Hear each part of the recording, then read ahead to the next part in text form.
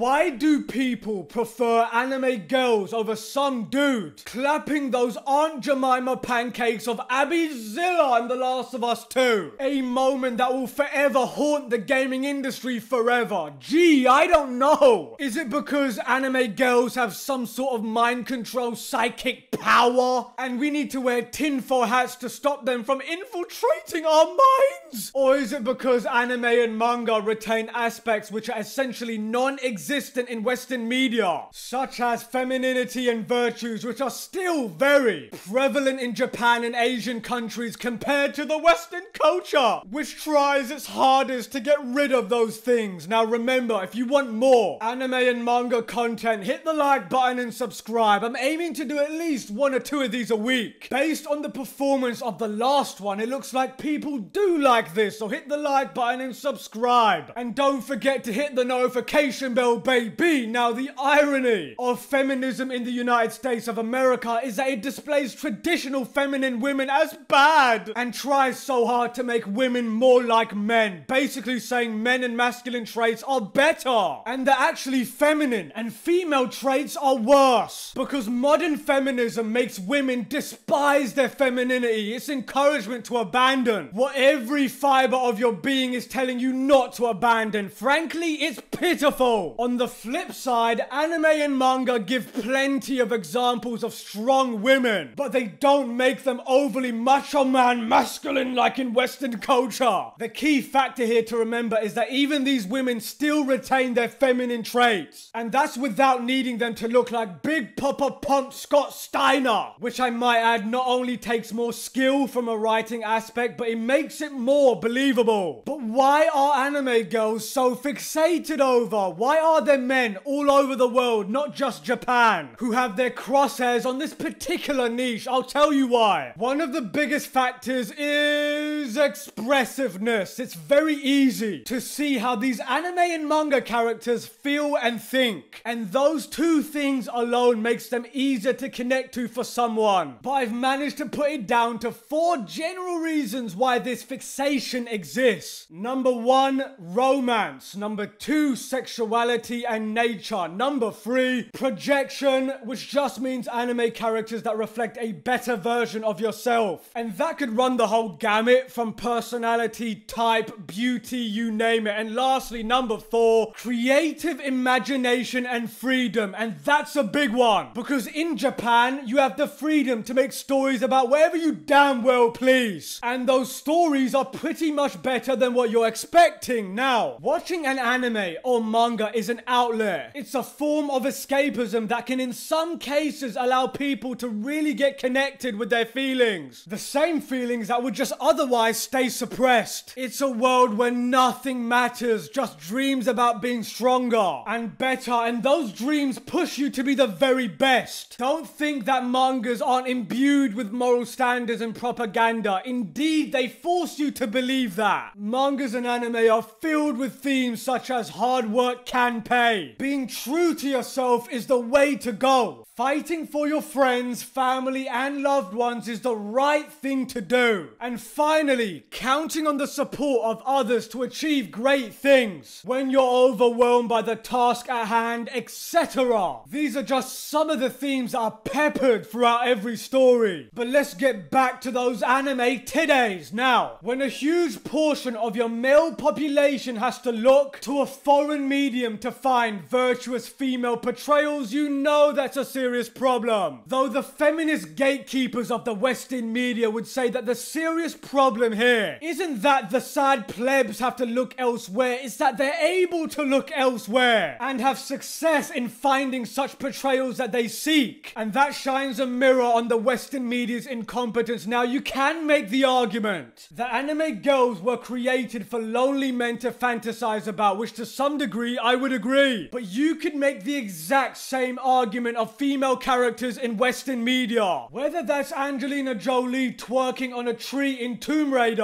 or Kate Beckinsale in the late 90s and early 2000s being an object for male gaze. Anyway, the point is, these animes and mangas present a far more right-wing fantasy compared to the gender-bending, anti-feminine, rude, and violent Western female characters, and that means it must be cancelled. A wise chimp on the internet once said, if it's attractive, it's objectification. If it's disgusting, it's empowering. The double standard exists, hurts the fragile self-esteem of fat women everywhere. And which country has the world's highest obesity rate again? Anyway, look, I wonder why SJWs in the United States of America get off destroying what people care about. Whether that's Doctor Who, Star Trek, Star Wars, etc. Well, I finally have the answer now. It's simple, really. It's their obsession with making every life in this world as miserable as theirs. And if Japan wasn't so naturally protected by its language barrier and instead was a primarily English-speaking country, I doubt anime would look anything like it does today, and instead would have succumbed under the Western standards because of mass media infiltration. Anime as a medium has become the next thing to be targeted by the modern moral panic brigade because everything is problematic. Even if it bends over backwards for political correctness, it will never be enough. Everything Western journalists and Western politicians and Western activists can't control is problematic. Now, there are sensitive topics in anime and manga, sure, but you shouldn't have to censor it. Give warnings, yes. Age recommendations, absolutely, but we don't want to live in a country where these topics can't be discussed. What blows my mind is that the Japanese have pretty much said up your ass to the SJW world, and their business is booming. Meanwhile, the comic industry has committed seppuku over and over again, and in the words of the great Captain Kirk, let them die. Now, the destruction of the comic book industry comes down to this. It's called industrial cognitive dissonance. The comic book creators in the West believe themselves to be the good guys and that the fans are the ones who are wrong. And that indeed backfired because garbage doesn't sell. That's the moral of the story. Meanwhile, the manga sales are at $100 million plus, and that's even with piracy. The irony is that anime and manga, without any woke politics, still had better, likable, relatable, strong female, and even more fleshed out people of color characters than any Western woke SJW comic writers could have made. If one foreign comic series like Demon Slayer can outsell an entire industry, you know you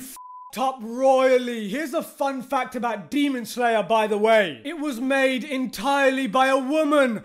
I know! There are a whole lot of amazing manga like Full Metal Alchemist that were written by women that are outselling every woke dumpster juice garbage in the West, and it's funny how none of these women are being praised outside of Japan. I wonder why. But look, the Demon Slayer series was just fucking amazing. The art, the character development, the humor, the relationships, etc. They did all of that without showing one anime tit, and that is very impressive. Now, the saddest part about all of this, it isn't like the West has no good storytellers. It's that the good storytellers have zero artistic freedom and are unlikely to be hired in the first place. Now, anime is simultaneously one of the most degenerate and one of the most wholesome art forms. It really all depends on which anime you're consuming. You have the choice between anime promoting traditional rural lifestyle like non-Baiori, or anime promoting extreme nefarious behavior like the Ero manga sensei. And the interesting part is that there's hardly any middle ground. It's always either one extreme or the other. One thing to remember though is that most anime characters are meant to represent real people. Sure, there's still fictional characters, but at least in personality and in theory they're human. They don't actually have free will or any form of intelligence, natural or artificial, but they're still depicted as if they did. In that specific anime you're watching, they are human, but in the real world they are not. That's why the more that you can connect yourself to that world, the better. You can feel the characters' emotions, the more human they appear to you. And if you can make a real connection with them and understand their motivations, even if they are fictional themselves, the better. And by the way, it doesn't override your feelings for actual real people. It's more of a reflection of that. It's easier to imagine. Often animes and mangas can have deep plots and catalyst for character development. And it's these moments can be what triggers higher levels of empathy that make us enjoy these characters. And on that bombshell, if you want more anime and manga content that includes reviews or just video essays like this, let me know in the comments. Manix out!